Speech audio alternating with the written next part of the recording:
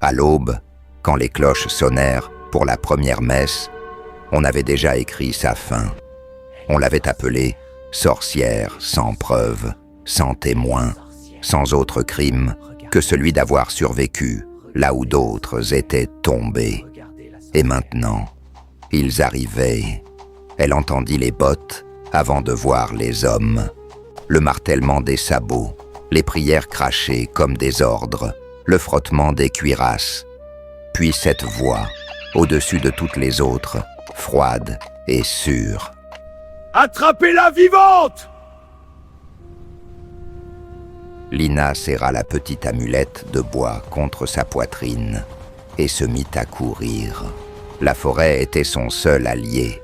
Elle connaissait le sentier des bûcherons, les ronces qui griffent mais cachent, les souches creuses où se glissent les lièvres. Les branches basses l'attrapaient par les cheveux. La boue voulait avaler ses chevilles, mais elle avançait, haletante, le cœur battant trop fort.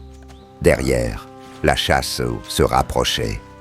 Il n'était même pas des paysans en colère. C'était l'armée de l'Inquisition, des soldats entraînés, des chiens, des torches, des croix d'acier qui pendaient sur leur poitrine. « Ne la perdez pas !» cria quelqu'un.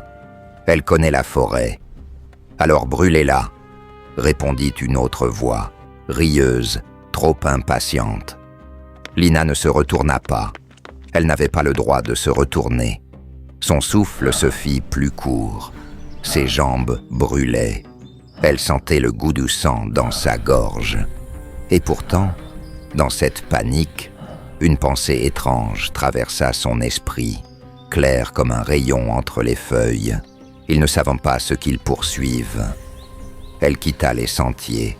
Plus elle s'enfonçait, plus la forêt changeait. Les arbres devinrent plus grands, plus anciens, plus rapprochés, comme s'ils avaient décidé de se refermer sur le monde. Le chant des oiseaux s'éteignit. Même le vent semblait hésiter à entrer là. Et là, Lina sentit quelque chose. Un frisson, pas de froid, mais de présence, comme si elle venait de traverser une frontière invisible. Elle ralentit, malgré la peur, comme attirée. Devant elle, un lieu impossible. Une clairière, mais pas une clairière, un cercle parfait. Les troncs autour dessinaient une ronde trop régulière pour être naturelle. Le sol était couvert d'une mousse épaisse, d'un vert presque lumineux. Au centre se dressait une pierre noire, lisse, comme polie, par des mains patientes. Et sur cette pierre, gravée dans un langage qu'elle n'avait jamais appris, une forme ressemblant à une spirale et à un œil. Lina recula d'un pas. Les bruits de l'Inquisition s'approchaient. Elle n'avait plus le temps. Elle traversa le cercle. La forêt respira. Ce n'était pas une métaphore. L'air changea d'un coup, plus dense, plus parfumé, chargé d'une odeur de terre humide et de fleurs nocturnes. Lina sentit une pression dans ses tempes, comme si deux mains invisibles se posèrent sur sa tête.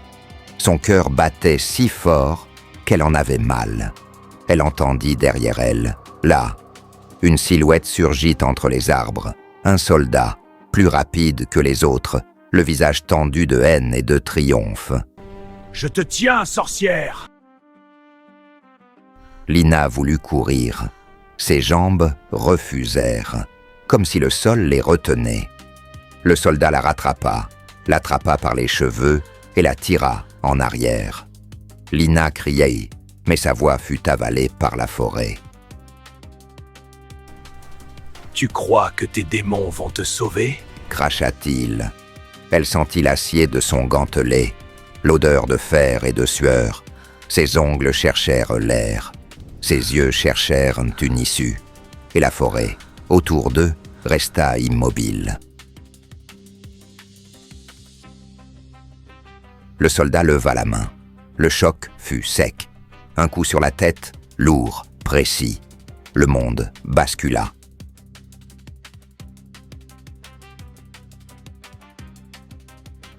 Quand Lina rouvrit les yeux, elle crut d'abord qu'elle était morte. parce qu'il n'y avait plus de douleur. Il y avait une lumière douce, verte et dorée, comme si l'aube et le crépuscule avaient décidé de se mêler. Elle était allongée sur un lit de feuilles qui ne piquait pas, tissé comme de la soie végétale. Au-dessus d'elle, des branches formaient une voûte vivante, respirante. Des lianes suspendues luisaient comme des constellations. Elle inspira. L'air avait un goût de pluie, de sève, de fleurs. Elle se redressa lentement. Autour d'elle, la forêt n'était plus la même. Ce n'était plus une forêt, c'était un royaume. Ils apparurent sans bruit. D'abord des silhouettes entre les troncs, minces, graciles, d'une beauté troublante.